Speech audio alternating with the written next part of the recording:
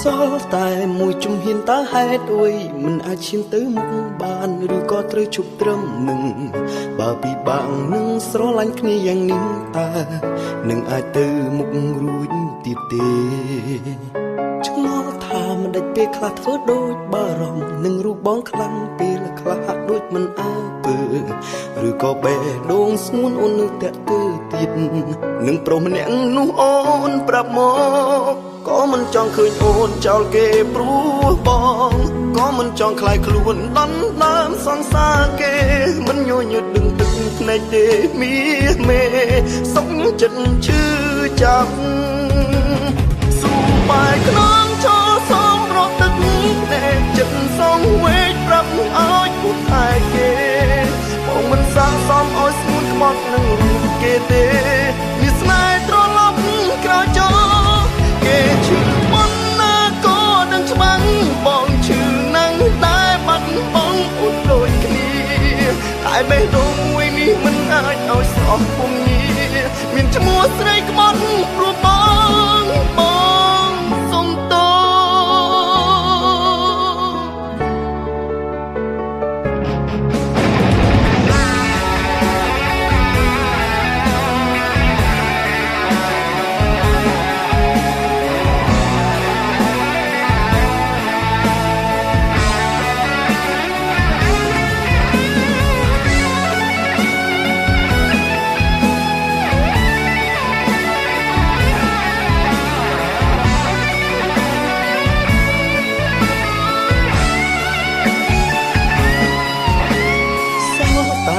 ជំហានតើហេតុអ្វីមិនអាចឈានទៅមុខបានឬក៏ត្រូវឈប់ត្រឹមនឹង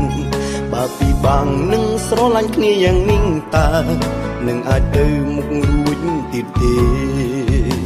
ឆ្ងល់ថាពេលខ្លះធ្វើដូចបារម្ភនឹងរូបបងខ្លាំងពេលខ្លាំងហាក់ធ្វើដូចមិនអើពើឬក៏បេះដូងស្ងួនអូននៅតែទៅទៀត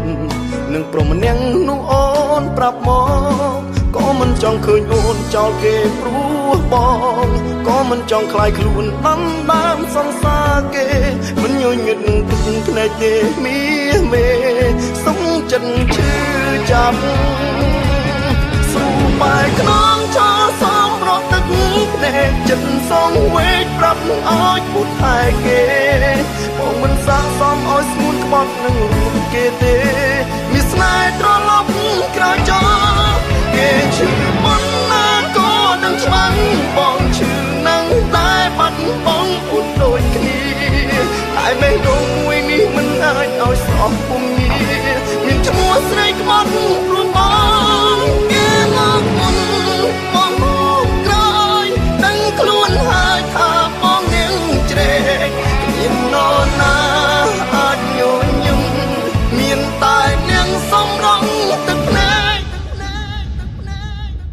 ស៊ូបែកខ្នងឈរសំរត់ទឹកភ្នែកចិត្តសងវេកប្រាប់ឲ្យអូនថែគេបងមិនសាកសមឲ្យស្ងួនក្បត់នឹងរូបគេទេមានស្នេហ៍ត្រឡប់ក្រោយចោលគេឈឺមិនណាក៏ដឹងច្បាស់បងឈឺណាស់តែបាត់បងអូនដូចគ្នាតែបេះដូងមួយនេះមិនអាចឲ្យស្រស់ពុំងាមានឈ្មោះស្រីក្បត់ព្រោះ